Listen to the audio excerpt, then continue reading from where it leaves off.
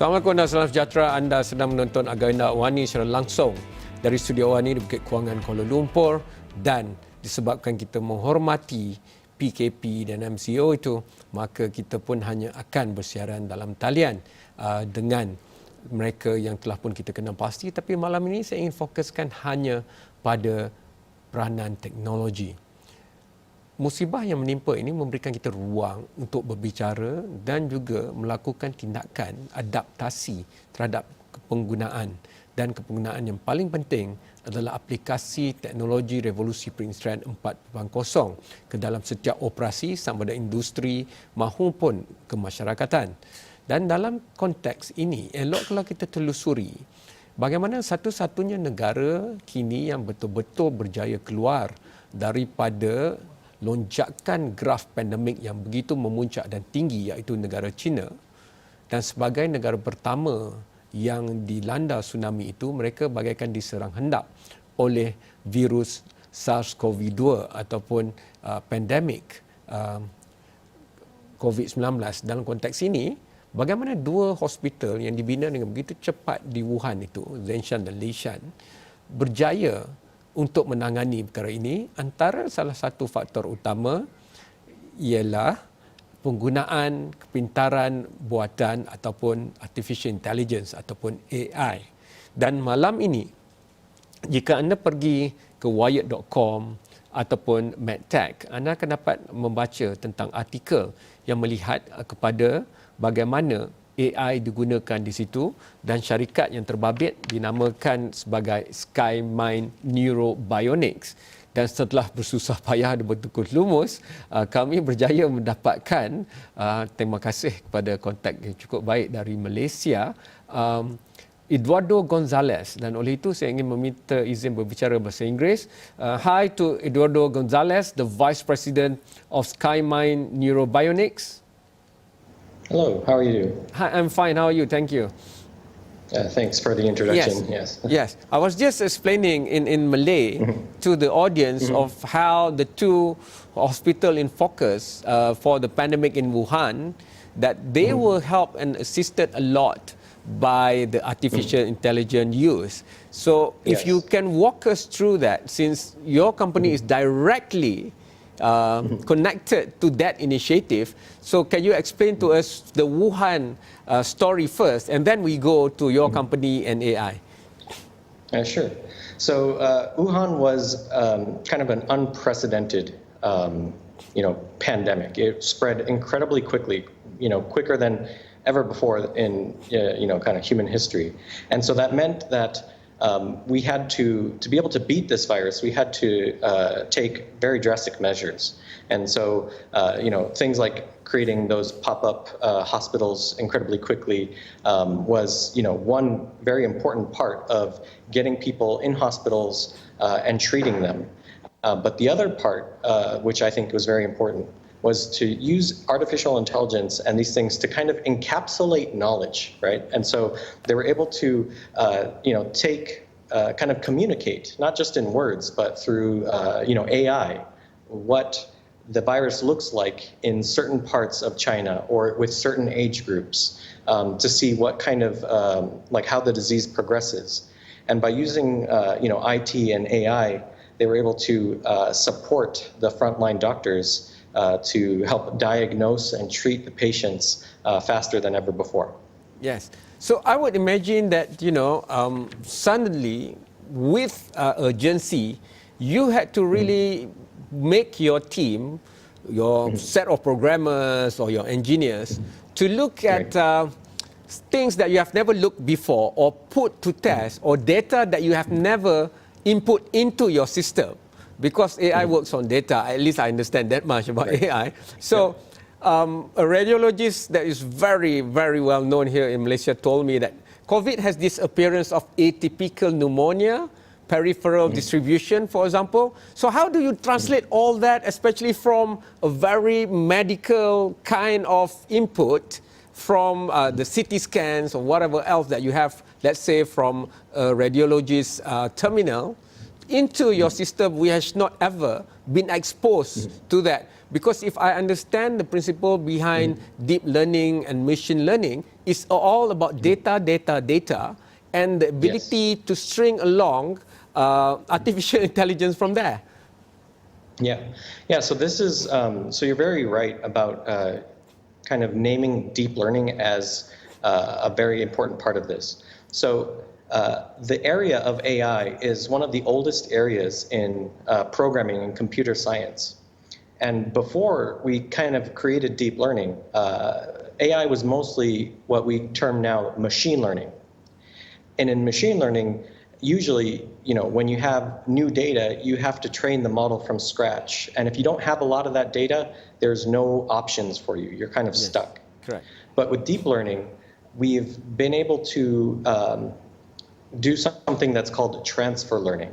So what that enables you to do is, for example, when you see a new car, you've never seen that car before, but you are able to know from past experience of seeing many cars, many bicycles, many trucks, that this is a car, even if it may be shaped, very differently. Deep learning has that capability. So the COVID system that we created wasn't trained just on COVID. It was actually trained for the last 3 years on pneumonia, both bacterial and viral pneumonia. So it came in to this new data already knowing what a healthy lung looks like and what an unhealthy lung looks like. And then we added the COVID data and forced it, hey, now you have to not only do bacterial and viral, but also viral and separate that from COVID. And we were able to do that. The experience in Wuhan, is it just looking at, scans of the lungs, or is it also more end-to-end? Because one of the main things to be done, as suggested by the World Health Organization or WHO, is for test. And the ability of testing is also subservient to the ability of the PCR-assist test, for example. So wouldn't AI also be able to help? Because in order for the machines to tell whether it's coronavirus SARS-CoV-2 or not, is by looking at the protein or DNA sequence of, for example, the virus. So that can be done easily by AI, for example. Was that the case? So the interesting thing about testing is that, tests aren't 100% accurate. And so the more tests you do, the more confident you can be when they both agree, and the more suspicious you have to be when they disagree. And the interesting thing about COVID is there are symptomatic people and asymptomatic people, which makes it very difficult. So if you have a PCR test that comes in positive, but the person has no symptoms, you have to worry, did I do the test correctly?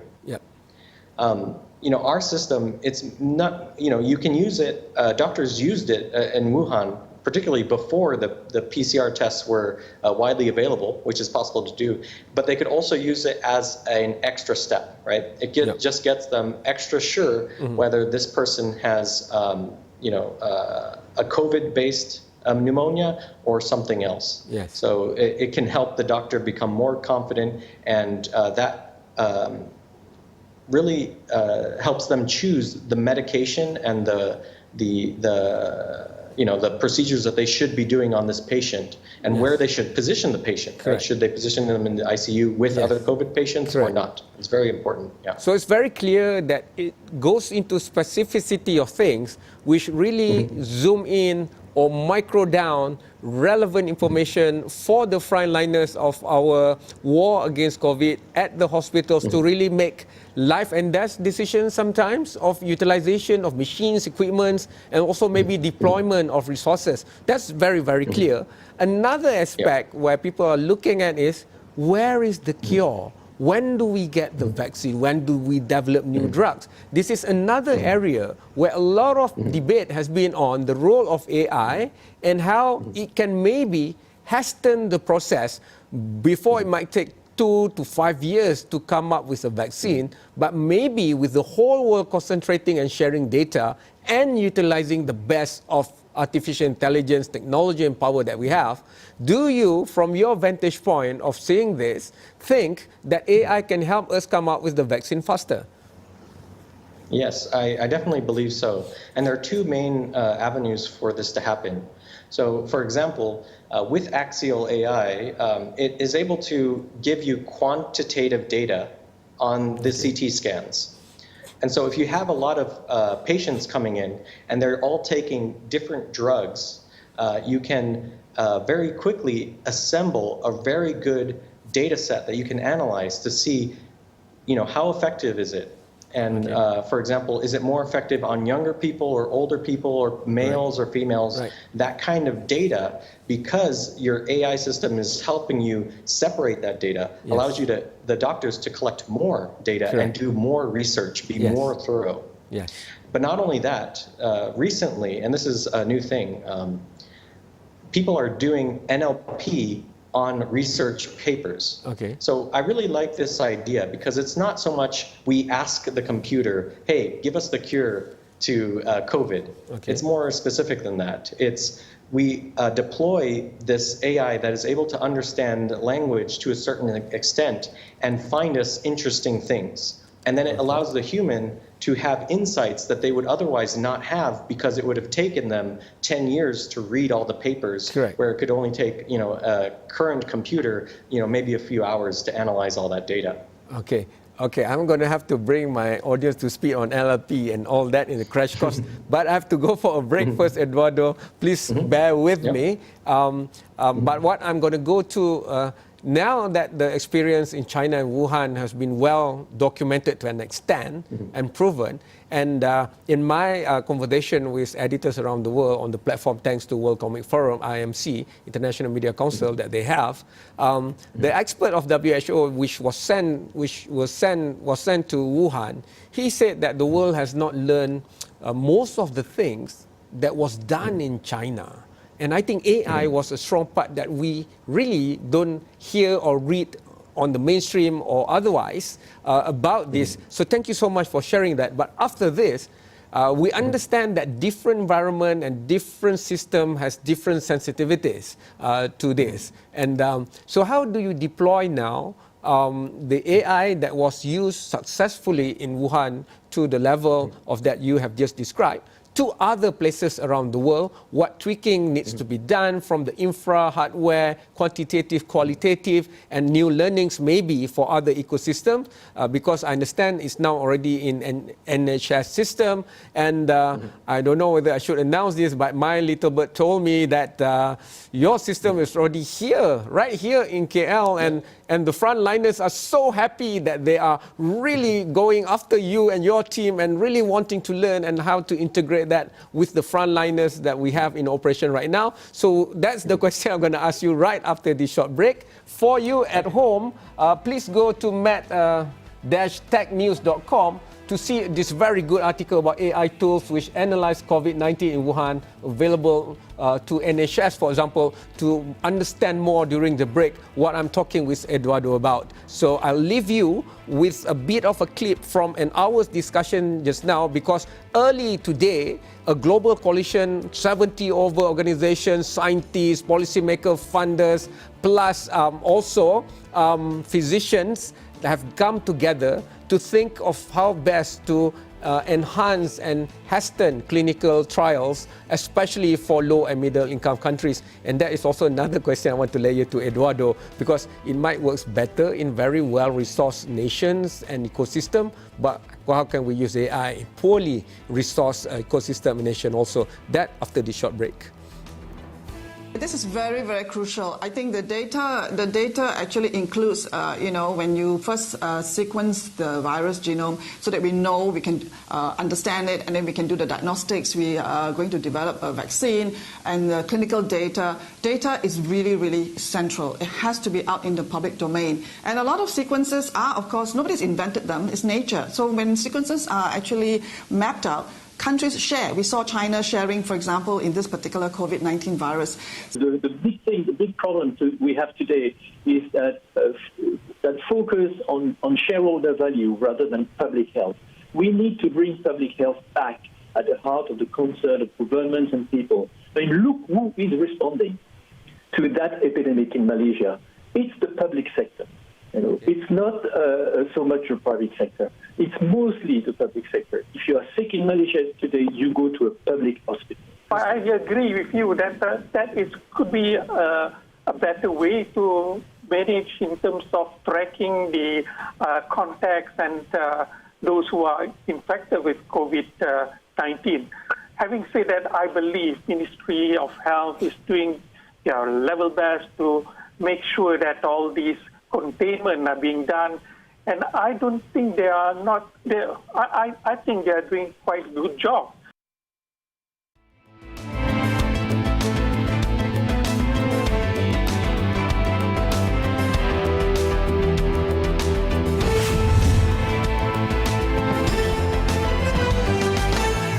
You're still watching Agenda, and we're still talking about fighting COVID. We want to flatten the curve. Not only that, we want to kill it off once and for all, and technology is here to help us. This is the third decade of the 21st century. The fourth industrial revolution is here, and we haven't heard all the stories that we must hear from China. So tonight, thanks to Eduardo, my new friend, I hope, from Skymind Neurobionics, and I want to take this quote that you can take out from the homepage of Skymind, for example, because axial.ai developed to assist the medical teams to diagnose patients with COVID-19 symptoms faster. Axial.ai is able to automate the analysis of CT scan images within 10 seconds with an accuracy of more than 90%. The system was extensively used throughout Wuhan, Hubei, and other provinces in China. The COVID-19 specialized hospital in Wuhan, Washenshan and Lishenshan Hospital has been using axial.ai to assist with the diagnosis of COVID-19 and has shown tremendous success. Eduardo has testified to that. I've asked him a few questions on that. But now, I hear that he's right now in Hospital Kuala Lumpur. That's our general hospital in KL. Eduardo, if you can confirm that for us, please, because many people are feeling so helpless that they don't know how to help our frontliners. Now that you guys have come in and helped, can you explain how you make the system that works so well in Wuhan to also work well in ecosystem outside China, which might have different environment like KL? Yeah, so the interesting thing about this system is that it's not a cloud system. We were able to take the servers that we've been developing in our neurobionics lab, and we shipped a couple of them over here to Malaysia. And we installed them this morning. I was in the hospital Kuala Lumpur, and I installed that into the hospital and showed the doctors how to use it, how they can triage, and how they can incorporate that into their current research and future diagnostics. So that was a very exciting time because this was the first time that this technology actually left China, even though within our laboratory and inside of China, it has been in development for over 3 years. Okay. So Malaysia is among the first outside China to, start operating this soon? Yes, over here is the first time we were able to, get that system into another country. Yeah. So when will it be in full operations in KL? Well, so right now, the doctors have just received the system, and then they're going to first verify, is our Malaysian CT scans sufficiently different from Chinese CT scans, or has the virus even changed sufficiently when it came over to Malaysia that the system might not be accurate or not. They'll be able to do that test and find those results out next week. And hopefully, if everything goes well and the system works as advertised, then they will be putting it into the full hospital system pretty soon. That one, we will have to collaborate with representatives from our frontliners and health system. But now I would like to leave COVID for a while and, look at the brain. I have seen the artificial intelligence. If you can explain to us, what is the axial.ai? And, this is also in collaboration with many other organizations like Research Center for Brain Science and Brain-Inspired Intelligence, China Academy of Sciences, Neurobionics, and of course Skymind Lab and Neurobionics Research. So if you can start back from the beginning, how did this come about and how come it was ready to go straight away for the unpredicted pandemic? Yeah, so that is an interesting story that I think I can compress fairly well. So the lab, the Neurobonics lab, is connected to the China Academy of Science. And the Neurobonics lab is within the Institute of Brain Intelligence Technology. So the axial AI system was in development for, like I said, 3 years, and it has actually many modules. Not only is it able to detect pneumonia in the lung, but it can also do things like bone aging for children and detect things like rib fractures. One of the new things that they wanted to do is to analyze the brain, detect hemorrhages, and also detect atrophy in brain areas. Yes. And so that's why they were coming to this Institute of Brain Intelligence Technology in the system. Yeah. So because we've been working with that with this tool for the last few, I guess, year, implementing this system, when COVID broke out, we already knew that the pneumonia system was already there and ready to go. And so, when they had to go to the front lines and they got the data through the China Academy of Science to train the model, and they were able to determine that it worked well, they then deployed it within China. Yes. And now that, the situation has calmed down a bit in China, now they're trying to see through Skymind, which is a more global company, can they take this technology and spread it out throughout the world? Okay. And that's what we're helping them to do. Correct. And the advantage of that is, once this is over, the database of wherever Axial AI and Skymind has its presence can be jumped or put together, and there can be readings from there done by the AI. That's one. But what I'm very eager to ask you is, many people now are talking about the new normal. The world will not go back to what it was before the pandemic, right? Even as simple as door handles not being around anymore, because that's one of the main mode of transmission. So it will detect all presence and the door will open, for example, as simple as that. But more complexly, we should be taking this opportunity to adjust, pivot, or leap certain things in the way we do things, and the health system is one of it. In your mind, or to your mind, based on what you have seen in HKL and everything else, if this is here to stay, Axial AI and Skymind, which I hope it will, how would ideally you like for the local health system, the Malaysian health system, to make full use of Axial AI and Skymind? Because without data feeding into Axial AI, then there's not much it can do. But for that to happen, the manual needs to be digital, the unnetworked needs to be networked, and maybe certain other stuff needs to happen. So I'm just reversing this question to ask you the ideal picture that we should have to give Axial AI the best that it can do. Yeah, so, investments in hospital IT systems in general will pay dividends for a very, very long time.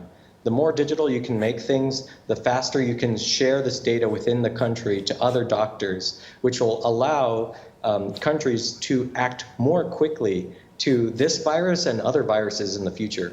So, in general, I was talking this morning about, the internal IT is very good, but the inter-hospitals network seems to be, full of various walls, regulatory walls. Yes. Also, the internet wasn't very fast and things like that. So, if I were to say anything, any investment in that pays its dividends, because once you can get the data around, even if it's, you have to do this in a secure manner, right? Yes. But as soon as you have access to the data, now you can access the AI. Yeah. Eduardo, thank you so much for making time. I'm not jet lag and everything. Maybe you've flown here. You've helped put the system now in Hospital Kuala Lumpur. On behalf of all Malaysians, especially the frontliners and the people, we would like to thank so much for you and your team for bringing AI and modern technology to the front line in Malaysia to fight this pandemic. And I promise you, we go again on air, because at least for the programmers out there in Malaysia and the young people out there who are very interested about these things, I'm sure they want to ask you about the open source system of the programming and the codes and the whatever else. But I cannot let you go before asking you this question. there's a very important small state in Malaysia called Perlis, and I understand there's this guy called Sean who's a big talent founder or co-founder for Skymind. Is that right? Right. Okay, thank you so much. Good night, goodbye, and we'll talk with you soon. Bye. Yes, thank you. Talk to you anytime. Itu saja untuk malam ni. Terima kasih. InsyaAllah kita bersama landaikan lengkung pandemik, duduk di rumah, dan kita pastikan bahawa menjelang Hari Raya kita boleh landaikan lengkung itu selandai-landainya. Sekian, selamat malam. Terima kasih.